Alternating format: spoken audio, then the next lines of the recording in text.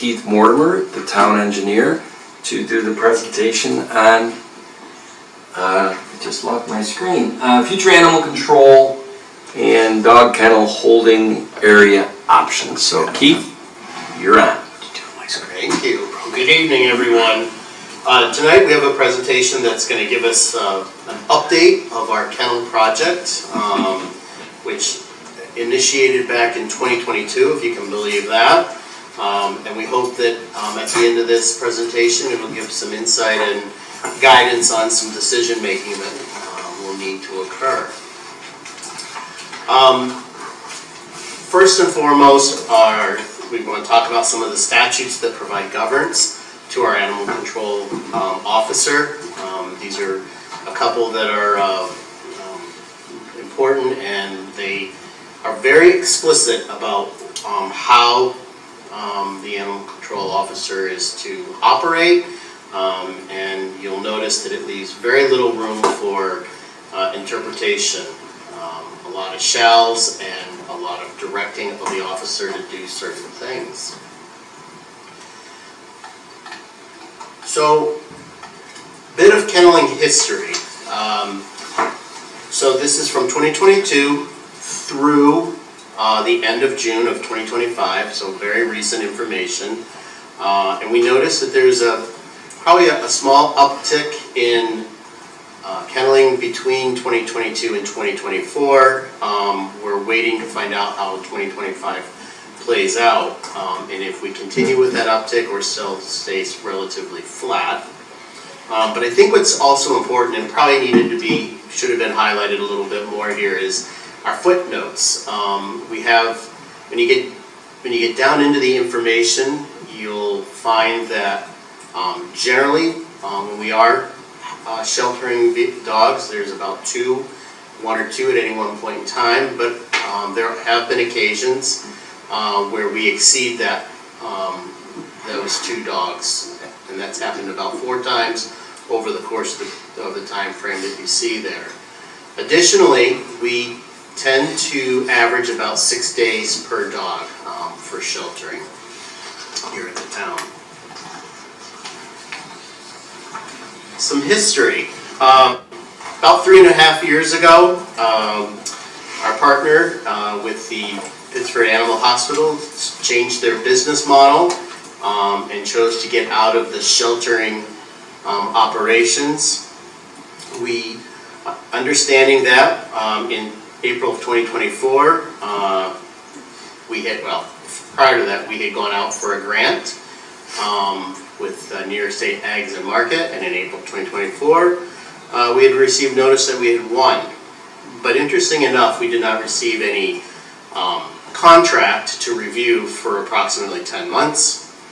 And at that point in time, once we did receive that contract, we started in April of 2025 really assessing what our alternatives were.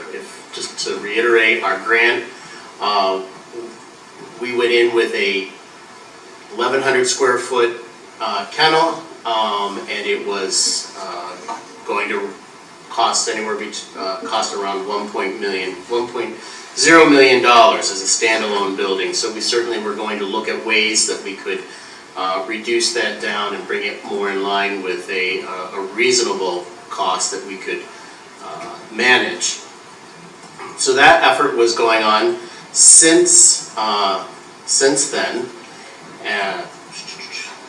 and over that time period, I'd like to really highlight, and this is to the credit of our folks in the animal kennel, is that we have received satisfactory compliance from Ags and Market both in 2023 and 2024. Unfortunately, when we are reassessed here this year, we probably will not receive that same satisfactory mark because of changes that have been made and the requirements that are necessary to keep us compliant. So from this year on, if we were to stay status quo, we would fall out of compliance. So as I mentioned, we had talked about some options. We were looking at ways. We started off with a standalone building. This is kind of how we entered into our grant. This was the work plan. that helped win us this grant. So these are all these options are going to go through, I'll call them option A, and they're going to be a variation of 1 through 4. And they're all got an upfront capital investment.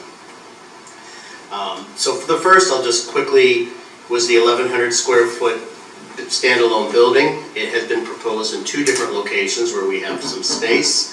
One was here on the back side of the courthouse. The other was up at Town Hall. Both come with their challenges. At the courthouse here, we were going to impact parkland and likely wetlands.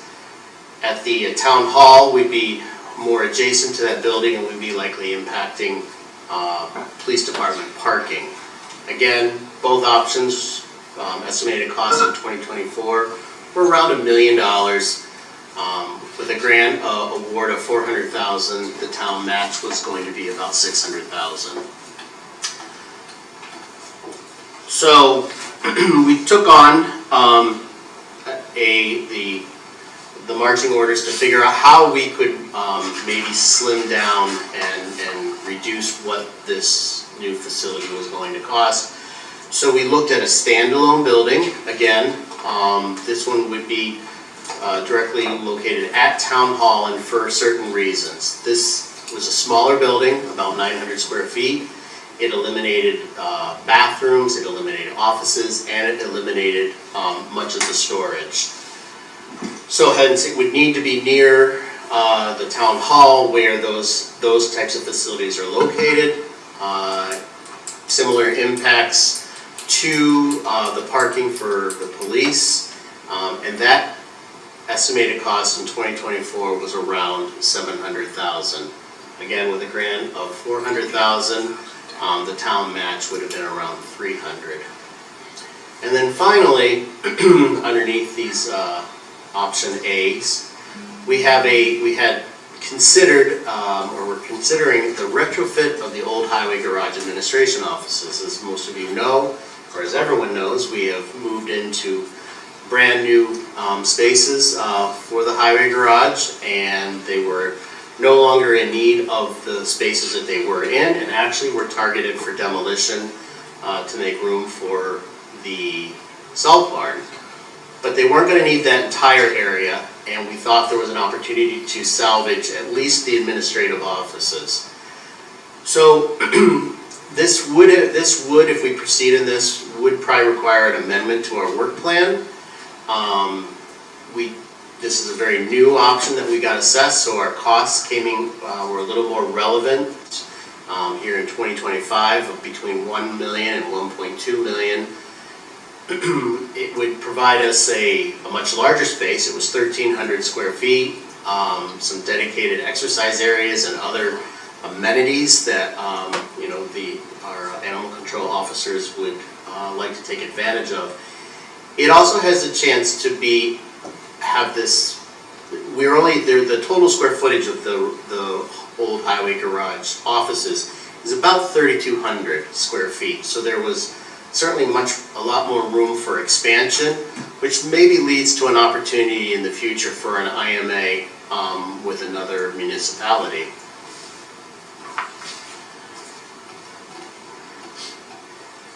So option B, we'll call them our non-capital. These will be the options that wouldn't have the same, I'll call them upfront capital investment. The first is entering into an intermunicipal agreement, an IMA, with another town. There's a lot of details that would need to be worked out associated with this. Certainly associated with kenneling operations, as well as we'd want to recognize that it would be a different process for our residents when they go to reclaim animals. We've had some early conversations both with the town of Arundecoy as well as the town of Penfield, and they have shown, both have shown interest in an IMA with Webster. And then another, I guess a potential option that would need to be further vetted, but has some merit, is contracting with a local kenneling facility, such as a dog daycare facility, local business. Now, there's a lot of restrictions with that, in that we still are kenneling or monitoring a dog for 5 days.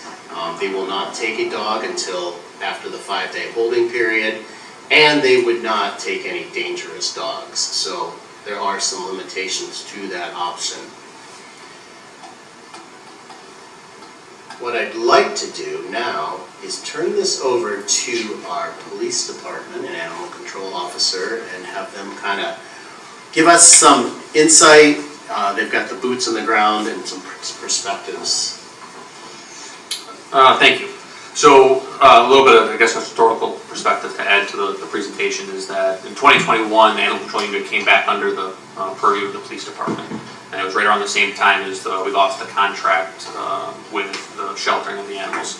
So since that time, I want to make sure that we give credit to our animal control officers for the juggling that they've done trying to maintain compliance and service the public with the working conditions we have, the number of dogs, and trying to make do with the space we have. As part of the presentation, we just wanted to make sure that we covered some of the operational impact of the options that are available and the perspective that we were looking at it from. So the first one is from an operational perspective with the employees. Having a shelter facility that's under our control and locally situated makes it a more efficient operation. It allows us to guarantee the space that we have and make arrangements for the long-term housing of animals that are beyond that 5-day period. Anything to do with an IMA, we're at the mercy of the other organization for space. And we know that space is a premium in all the organizations we're talking about. And then using another municipality or out-of-town location adds more operational impact to the employees. So that's one perspective to look at it from. The other one is from a community perspective. Our ideal goal when we looked at this was to have the kennel essentially located to the town hall on the campus if possible, so that through the reclamation process, getting the dogs back to the owners, it is a more efficient process.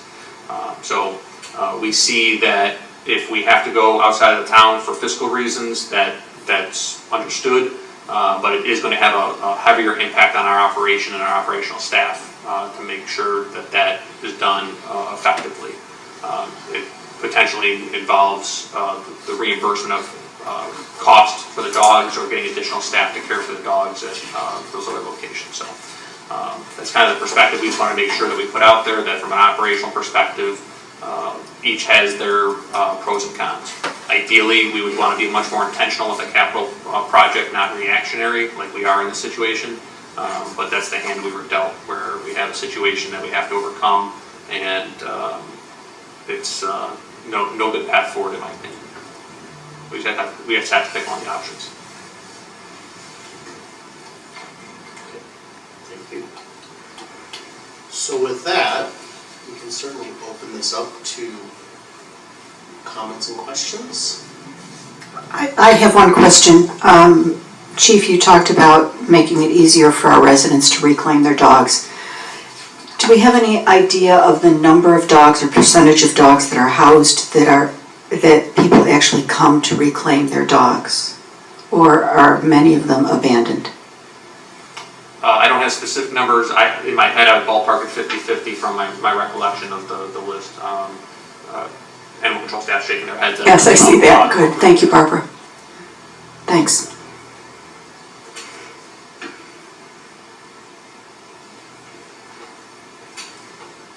So it's my understanding that as of right now, the grant that was applied for was for a single standalone behind the core house that is, we subsequently found out that was going to be built, proposed to be built on wetlands. Is that true?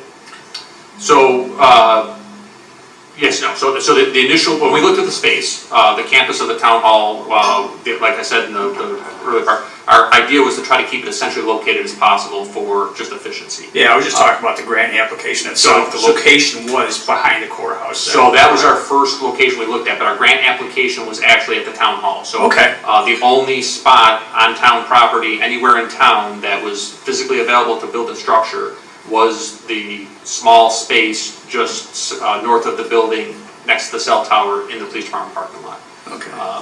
The timing at the, when the grant application was due, didn't allow us to project out for a year and say that this space would be available in a year.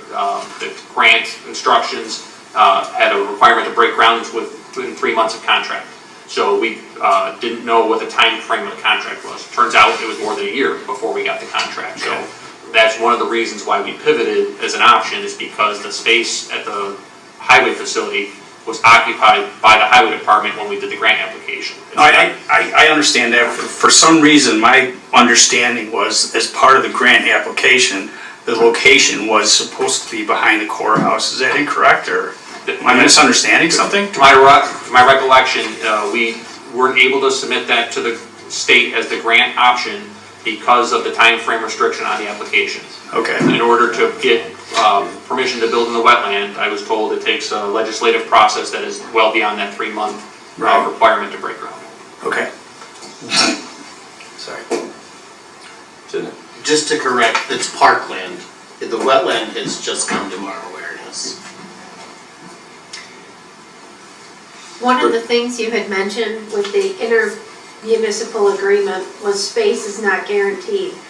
Are there any other municipalities that have these agreements, and is there a way to negotiate making sure there's at least a spot for 2 dogs for Webster at all times? So I may defer to our animal control officers to answer that more thoroughly. To my understanding, all of the current facilities are reaching capacity, and there's already a shuffle game of we're full, we're moving dogs to another location. One of the municipalities locally that recently built a facility is already at capacity, and they have an IMA for their overflow to go to another facility. So it is right now a very much a first come, first serve. I don't believe there would be any guarantee of space at another municipality based on the current size of their facilities. Well, I know that we did tour Aronico's facility, and they currently have 5 with the capacity to add 5 more, and they are willing to work with us with respect to taking our dogs over there and working with us jointly on filing for a grant to improve and expand their facility. So from my perspective, you know, obviously there's operational issues that would be needed to be worked out in an IMA. Obviously, if you have to take dogs from here to Ronicoit or Penfield, it's not going to be as efficient as it would be housing them here. But from a capital expenditure, we're going to save the taxpayers hundreds of thousands of dollars. So I think it would be at least worth looking into these IMAs further to save the taxpayers money. Yeah, I mean, as far as the savings of money, I guess I wouldn't say I've done a cost analysis over the life of the building to know whether the personnel costs of an IMA agreement outweigh the capital. That's not really my role, so I didn't bring that to the table, so Right. I can't speak to that. Because if you look at different municipalities that built standalone kennels in the last three years, you know, Chile just built one. It's just about 1,000 square feet, and they paid, including soft costs, $525,000. But then you look at Greece, which obviously is much larger than Chile, and they paid well over $1 million. And by the end of the day, what we're looking at, based upon 2024 numbers, we're going to be looking at over $1 million. I can guarantee you that. So, well, this is good. I'm glad we booked a half an hour for this. John, you bring up some great points, and I just want to make sure everybody understands that what I plan on doing is bringing a resolution, or a couple resolutions potentially, to the meeting in 2 weeks. So on July 17th, I think that the board needs to, I'll call it poop or get off the pot. We need to pass a resolution that says we are authorizing whoever to go and pursue IMA.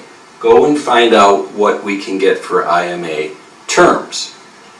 Or the board needs to say, we want to do a resolution that says we are pursuing option A3, the 1,300 square foot capital thing or whatever, or the 900 square foot standalone or whatever. Now I want to make it very clear that once the board does that, I've said to me that we are either making a move as of July 17th to pursue going left or pursue going right. But we have to pursue something, because right now where we stand is untenable. The police department is holding dogs down in their area, and they have been for how long now, Chief? I'd say it's probably about 2 years now. About 2 years. And I couldn't agree with you more. I think that Barbara and her staff have done yeoman work to try to operate under what is less than ideal. So we know that where we're at right now is not tenable. So we need to move off of that. And I want to just make sure the board understands that even when a decision is made 2 weeks from now, whoever, let's say it's the IMA, and let's say that John gets together with Paul and, what is this going to be, the Beatles for a second there, right? And Keith and Barbara, and they go and talk to Penfield and Rodney, and they really start to work out this IMA, and it really, after 2 months, it's like, it just hits a dead end. And so it's not going to do what we think it was going to do, John, because I agree. I think it will be a variable cost instead of a humongous capital cost, right? But if you run into problems and it doesn't work and we find some things out, they would be back in front of this board in September or October saying, well, we went that route, but we've run into some snags that, either they're objections or they're just barriers. Now, conversely, I want to make sure everybody understands this one. If we go for the capital one, and we got the marching orders that we're going for the 900 square foot, which based on last year's numbers was 700,000 gross, and we think that the Ags and Market will let us use the 400,000, so it'll net to 300,000 from the town taxpayers. Now we start to put together the bids. First of all, we'd have to submit that back to Ags and Market, and we hope that they'll okay that, because like you said, John, well, if it was in this position when we applied for it, if we're moving it over to here, that could make them say, no, that's different, we're not going to do it. When we talked to Ags and Market back in April of 2024 and said that we were looking at some differences, they said, oh, that shouldn't be a problem, but you'll have to just show us the redesign and whatever. But then their attorney said to Barbara or to Maria or to Keith that if you can't use it for a retrofit. So there's some ambiguity on there. And I know Kyle tried to reach out to the Ags and Market attorney. This is not Kyle, this is John. But John's partner Kyle reached out, and don't take this the wrong way, John is an attorney, but the Ags and Market attorney came back and it was clear as mud. Said a lot, but didn't say anything, really, that would give you any unequivocal, irrefutable of whether they're going to do it or not. So if we go the capital route, we might find, one, that we're right back in front of the board in September saying, geez, we can't go that route the way we thought because Ags and Market won't give us the $400,000. Or we put out the bid packages, because we do have to do municipal law on this one and put out bid packages, and like you said, John, it could come back at $1.2 million.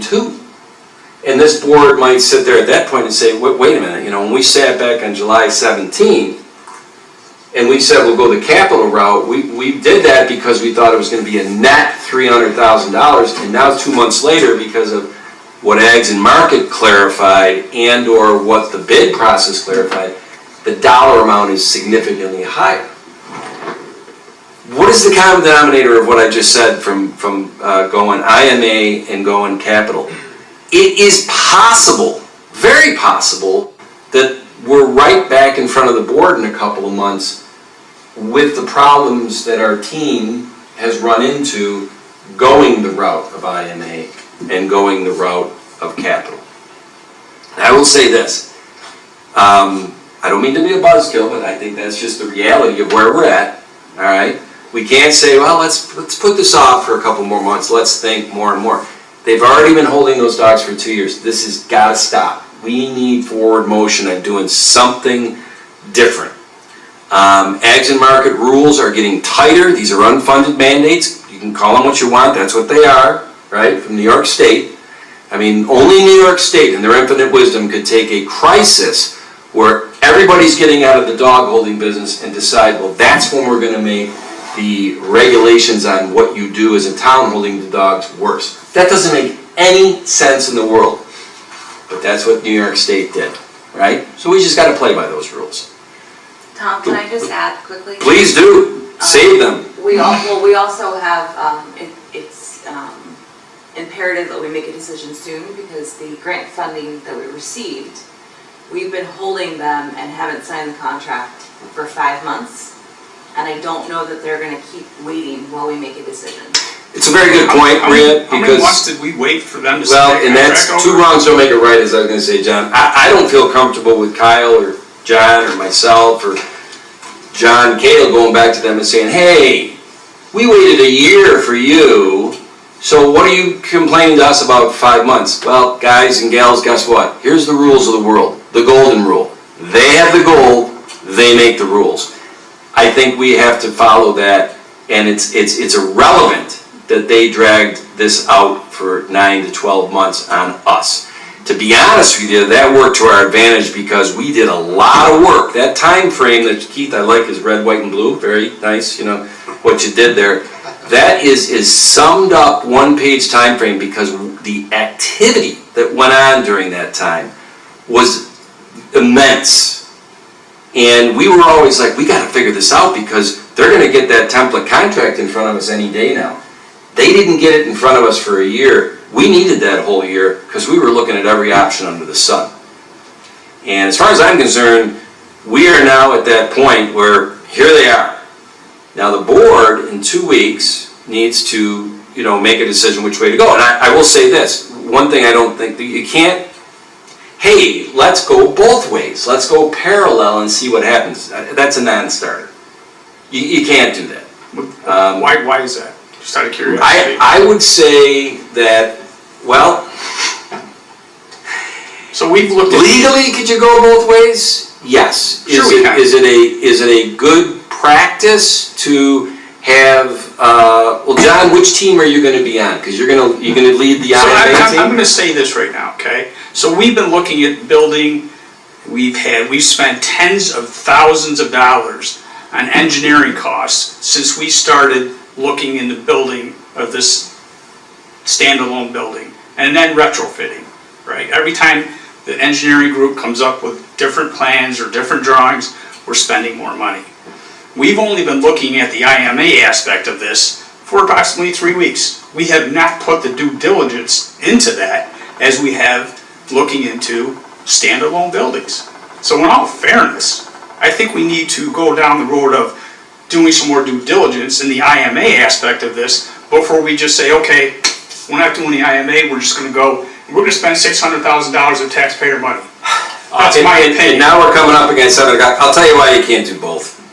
Look, I've been thinking to myself, man, this will be unprecedented that we're going to throw the $400,000 fish back into the water. We've never done that to the best of my knowledge as a town.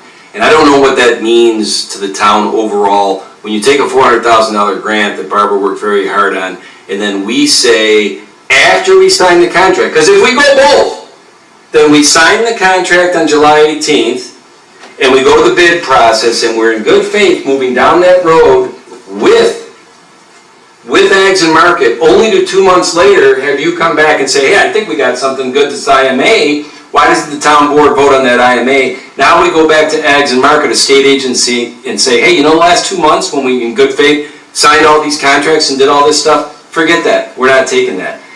I do not want to oversee an organization that does that, because I think it would leave this next board, which will be at least 2 different people in January, with a real problem as far as how the state is going to look at this town going forward on other grants. And don't kid yourself to think that they won't. The only thing I just want to clarify, we did look at IMAs from the beginning, sir. That was part of the discussion right off the bat. We put out interest in IMAs, we had discussions about them, and none of the other municipalities at the time were in a position to take on a joint venture like that. Well, obviously, things have changed since you had those initial conversations as to conversations that myself and Keith had with Irondequoit 3 weeks ago. Yeah, no doubt. Yeah, and I'm just, to your point, Tom, if we have an opportunity to save the taxpayers of Webster over $500,000 by spending time doing some due diligence and IMAs with Pittsford or Irondequoit, that's the direction I feel we should go. So now that we're at 7 o'clock, and this is great, I've already told you that, in 2 weeks from tonight, I'm bringing a resolution, or resolutions, and we're going to vote on something. So part of that due diligence, and John, you should have been an investigative reporter. I've said this guy, if I ever had to hire a private detective or whatever, I'd hire you. What kind of due diligence can be done between now and 7:30 in 2 weeks where you can come back and help the board with what you found out about Penfield and Irondequoit? So let me ask you this question, because you are the one saying I'm bringing a resolution in 2 weeks. Why 2 weeks? What did someone call you or send you a letter or an email saying you need to put a resolution together in 2 weeks for your board? It's a great question. When we just started looking into the IMAs. Chief, thank you. You already have answered Councilman Kale that we looked at IMAs. You just looked at Irondequoit the other day. You looked at Irondequoit a couple of years ago when this started. So, John, with all due respect, things have changed. you would have just started with IMAs. You would have just started looking at IMAs. 3 weeks ago, we they have were been more involved. than accepting to do an IMA with us. We're going to move on to the next one, but I will tell you this. One of the executive privileges you have as a supervisor, and you don't have many, is you get to set the board agenda. I'm telling everybody, public and the board, I'm bringing these resolutions. Either pursue the IMA, which doesn't mean the IMA is, you're authorizing it to be signed. Some team has to go and start negotiating that with the places. And I'm being redundant, you might be back here in 2 months and say, we ran into some snags and that's not going to be the route.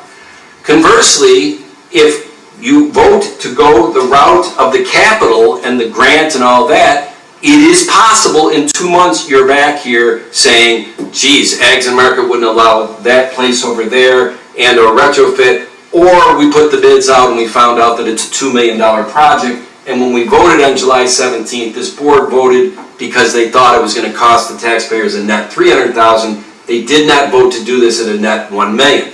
Now, John asked, why would I bring it here on the 17th? One, and probably the least of which, is my executive privilege. I can bring it here. You can make motions to say we don't want to vote on either of those, and tantamount to kicking it down the road more. We got to stop kicking this issue down the road. This issue, and if you want to pull up your red, white, and blue timeline there, Keith, all right? This issue has been going on. And I don't want anybody to be confused by the fact that, John, I appreciate, just because you went to Irondequoit for the first time, you say that is the start of IMA. There's been a lot of discussions. If the IMA is something in 2 weeks that has the best chance of being voted on by this board, there's nobody better at it, John. Go out, grab your team, go to Penfield with Barbara, go to Irondequoit, go to any place you want and start to put together the pieces of an IMA And maybe you find out some hurdles that are unsurmountable or insurmountable in the next 2 weeks, which might influence this board's decision to move toward the capital one. But I have no appetite for us sitting here and saying, why in 2 weeks? Why don't we look at this more, and why don't we come back in August or September? I think that time's done. My point being, and I don't mean to be redundant also,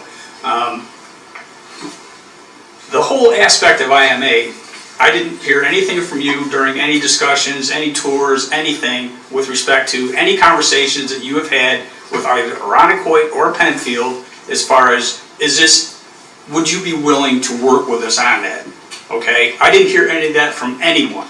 So, quite frankly, I took it upon myself to call the chief of police of Aronicoit, set up a meeting, I invited Keith, they brought their deputy supervisor in 3 weeks ago. So my timeline didn't start in 2022 or 2023, it started 3 weeks ago. So, it's not like I'm putting this thing off. We just started these discussions. They are willing to work with us on an IMA.